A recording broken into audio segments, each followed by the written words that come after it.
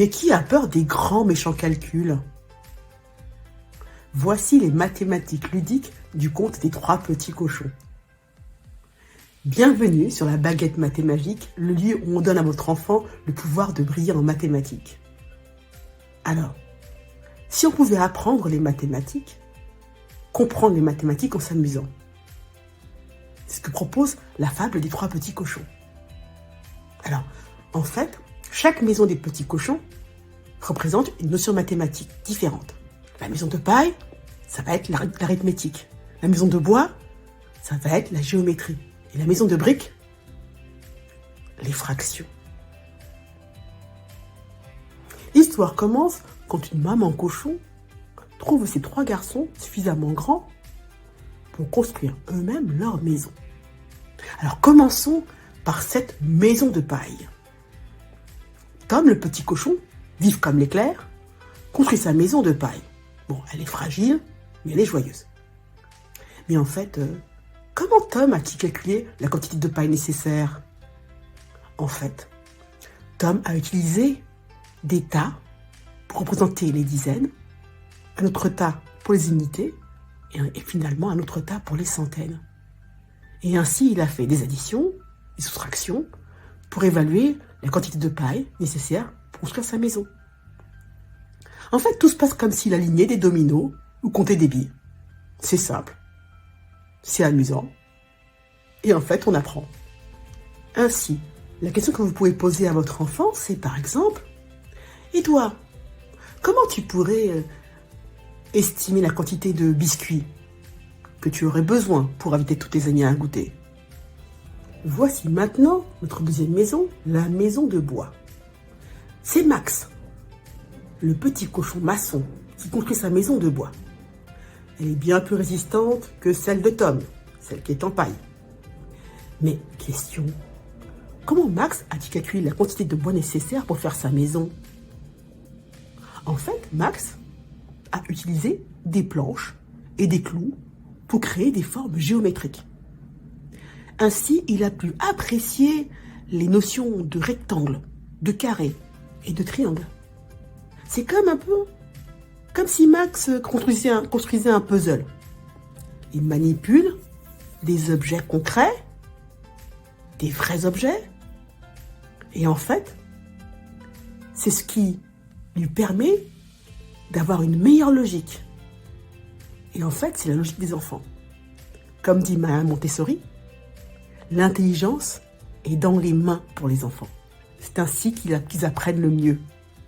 Alors, la question que vous pouvez poser à votre enfant, c'est par exemple, « Et toi alors? Peux-tu me dire si ce coussin, il est carré ou rectangle? Et ton lit alors? De quelle forme géométrique est-il » Vous voyez, autant de questions qui vont lui permettre de comprendre que les formes géométriques ne sont pas seulement des dessins, des formes dessinées sur des cahiers, mais existent tout autour de lui. La troisième maison, la maison de briques. Léo, le petit cochon méticuleux, construit sa maison de briques. Bon, elle est bien plus solide que les autres, que celle de paille ou que celle du bois. Mais question me taraude.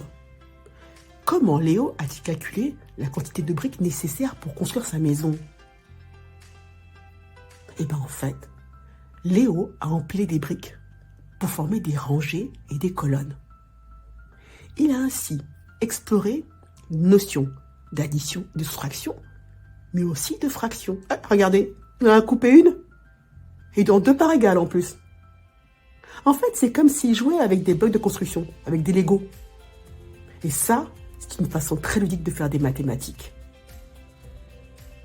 Alors, la question que vous pouvez poser à votre enfant, c'est par exemple, bon, à ton avis, combien je dois empiler de livres pour arriver jusqu'à ton genou, jusqu'à ta hanche?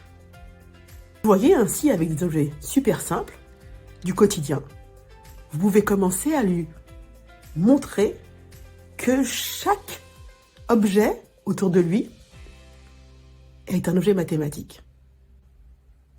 Et maintenant, le grand méchant loup. Ah, ce grand méchant loup qui souffle sur les maisons des petits cochons parce qu'il est déterminé à les manger. Mais essayons d'être un peu mathématiques. Comment peut-il estimer le nombre de souffles nécessaires pour renverser chacune des maisons? En fait, le grand méchant loup utilise des notions de force, de pression, pour évaluer la résistance des maisons. En fait, c'est comme s'il jouait dans un jeu vidéo. Vous voyez? Il doit s'adapter à la situation et trouver la bonne stratégie du souffle. Alors, amusez-vous avec votre enfant et dites-lui par exemple, et toi alors? Oh, combien de souffles à ton avis tu aurais besoin pour faire bouger ce ballon? Ou 3 ballons? Ou 4 ballons? Vous voyez? Parce que les mathématiques sont quand même à la base de toutes les autres sciences, comme la physique. Donc lui faire comprendre que les mathématiques sont utiles tout le temps. Alors vous l'aurez compris, apprendre les mathématiques en s'amusant, c'est possible. Et le conte des 3 petits cochons en est un excellent exemple.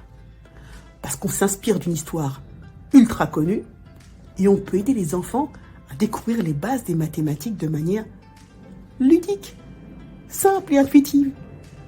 Alors quelques conseils supplémentaires. Encouragez-les à jouer avec des objets du quotidien. Des coussins, des tasses, des stylos, des assiettes, des fourchettes, que sais-je. Parce qu'ainsi, ils pourront apprendre à compter, faire de l'arithmétique, mais aussi à empiler, faire des puzzles, et donc ainsi faire de la géométrie, mais aussi des fractions. Et puis, n'hésitez pas à leur poser des questions. Demandez-leur, comment est-ce qu'il faut de biscuits là pour inviter tes amis? Combien de crayons pour dessiner un soleil? Mais surtout, utilisez les histoires. Les histoires sont un moyen absolument incroyable pour capter l'attention des enfants et de leur apprendre de nouvelles choses. Et puis en fait, si on veut apprendre toute notre vie, il faut que l'apprentissage soit amusant, quoi. Sinon, on s'ennuie. Pas seulement les enfants, mais nous aussi. Puis en plus, on n'en apprend rien. Alors, pour eux, soyez créatifs et trouvez des moyens de rendre les maths joyeuses, simples, présentes, pour ne plus jamais qu'ils n'aient aucune anxiété vis-à-vis des mathématiques et que les maths fassent partie de leur vie.